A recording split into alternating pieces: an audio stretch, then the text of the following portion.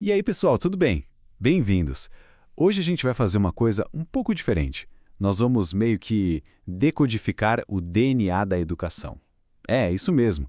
Vamos investigar por que as escolas são do jeito que são e tentar descobrir qual é o projeto secreto que está por trás da sala de aula que todo mundo aqui conhece. Pensa comigo um pouquinho. Aquelas carteiras, uma atrás da outra, o sinal tocando para anunciar o recreio, as matérias todas separadinhas, tipo matemática, história, ciências.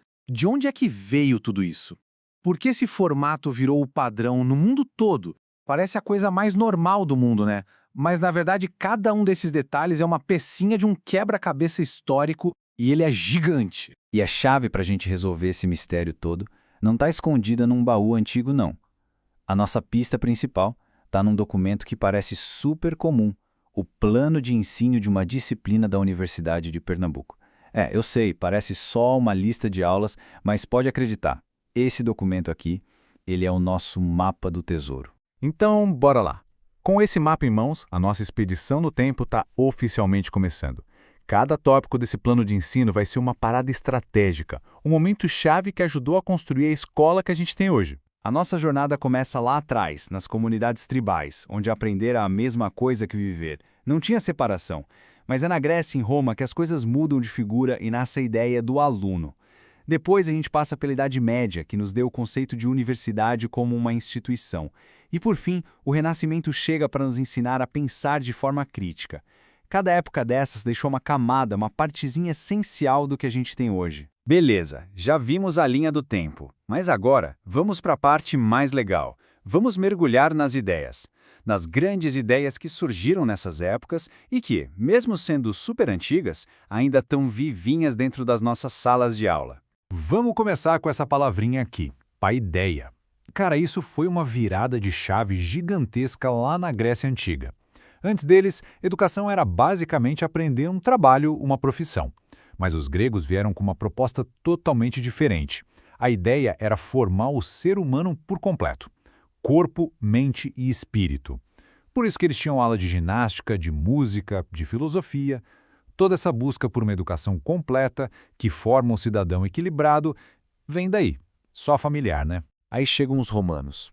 Eles olharam para o que os gregos fizeram e pensaram, legal isso aí, mas e se a gente deixasse um pouco mais prático? E daí nasceu a Humanitas. Para eles, a educação tinha que ter um objetivo claro. Formar bons oradores, líderes com ética e cidadãos que servissem ao público. Sabe aquela ênfase que muitos cursos têm hoje em debate, em direito, em ética? É um eco direto da Humanitas romana. E é aqui que tudo se conecta.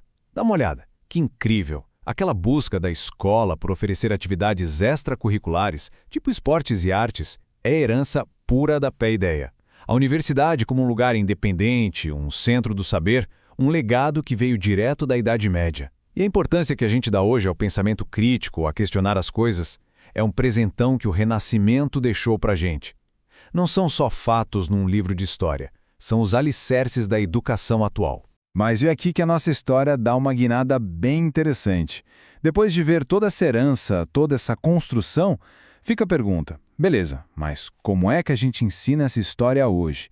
E a resposta, pelo menos no curso que a gente está usando de mapa, é surpreendente. Pois é isso mesmo que você está vendo. Um curso que estuda lá as comunidades tribais, a Grécia Antiga, usa uma das metodologias mais atuais que existem, a aprendizagem invertida, ou como o pessoal chama, Flipped Classroom. A ironia é ótima, né? Para entender o passado, os alunos estão usando uma ferramenta do futuro da educação. E a lógica por trás disso é simplesmente brilhante. Essa citação do próprio plano de ensino deixa bem claro.